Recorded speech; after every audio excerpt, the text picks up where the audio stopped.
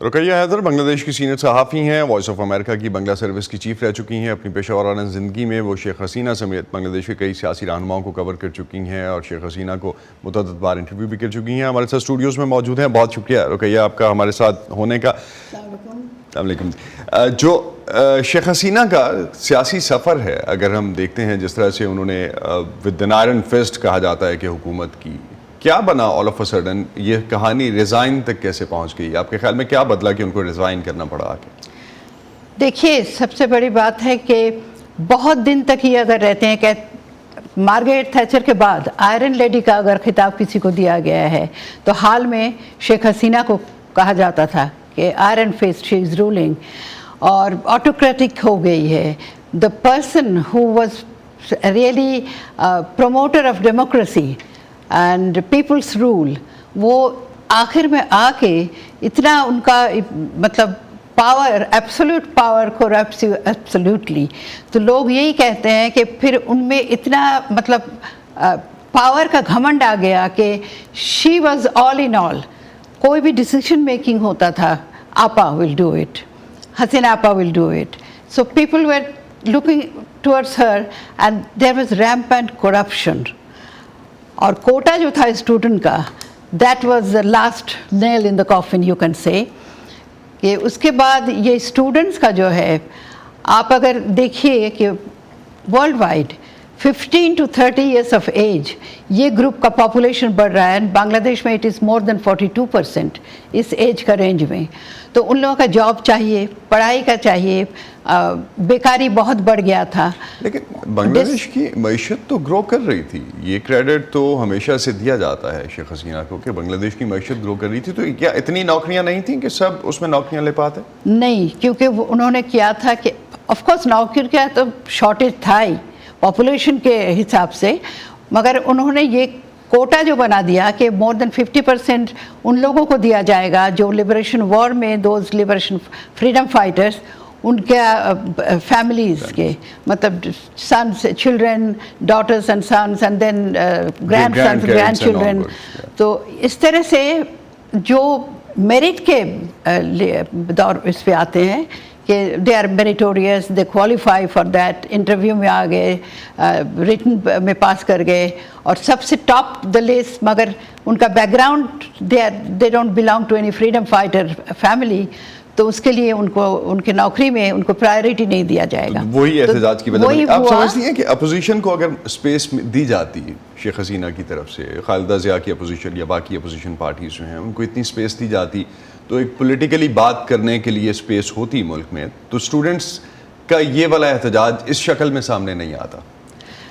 Opposition تو کوئی تھا ہی نہیں۔ لاسٹ 2 الیکشن اگر آپ دیکھیے، ابھی جو ہوا اس سال میں اور اس سے پہلے جو ہوا، مطلب لاسٹ 2 ٹرمز اپوزیشن کوئی تھا ہی نہیں، کیونکہ B N P the main opposition party وہ اس میں پارٹ نہیں لیا الیکشن میں۔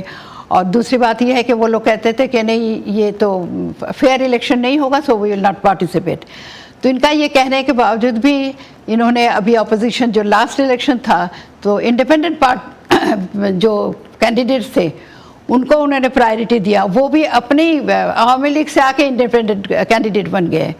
تو اپوزیشن سیم پارٹی کا یا نام کا اپوزیشن تھا۔ تو یہ سب لوگ تو آبزرو کرتے ہیں، سوچتے ہیں، پڑھتے ہیں، لکھتے ہیں، وہ تو دیکھ رہے ہیں، اور کرپشن بہت بڑھ گیا تھا۔ سو یہ اسی وجہ سے ہمیں اس طرح کی سچویشن جو ہے وہ دیکھنے کو ملی۔ تو شیخ حسینہ کی لیگیسی آپ کیا سمجھتی ہیں پھر کیا رہے گی اب؟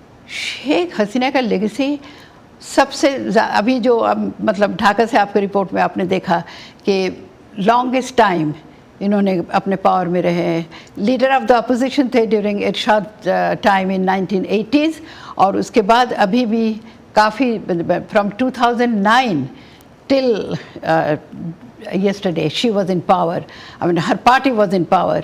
تو اس میں انہوں نے بہت ڈیولپمنٹ کیا۔ گارمنٹ انڈسٹری میں second largest garment industry in Bangladesh, in a small country like that, and then G D P بڑھ گیا تھا، پر کیپیٹا انکم بڑھ گیا۔ Bangladesh was going to the middle income nation, it will be qualifying for that according to UN۔ اور دوسری بات یہ ہے کہ روہنگاز کو انہوں نے شیلٹر دیا، that was a big thing. The Rohingya refugees, when in 2017 and 2018, she really allowed them to come and gave them shelter. तो ये सब मिला के उनका लेगेसी तो रहेगा. She developed a lot. She came.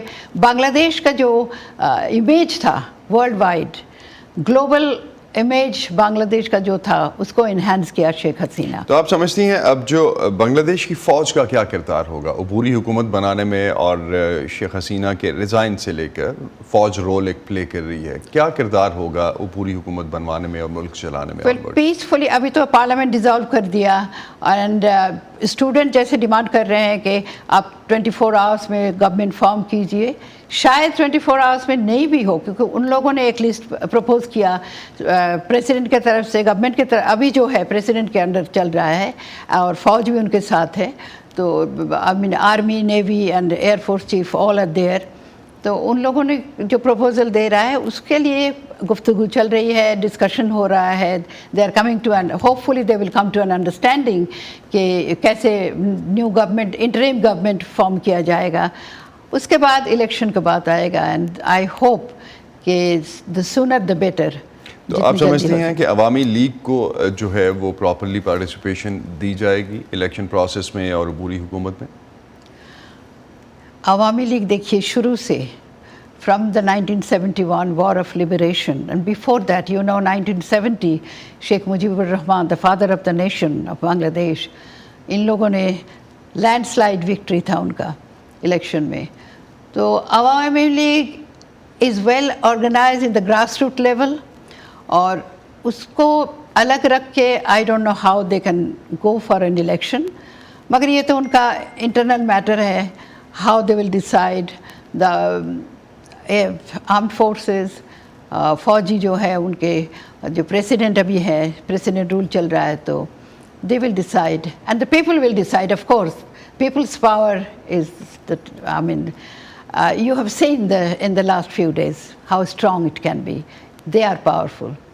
So people power जो है वही ऑनवर्ड्स भी डिसाइड करेगी. बहुत शुक्रिया रुकैया हैदर, आप हमारे साथ थी, और जो सिचुएशन इस वक्त बांग्लादेश में है उस हवाले से हम आपका तज्जिया लेते हैं. बहुत शुक्रिया आपका. Thank you.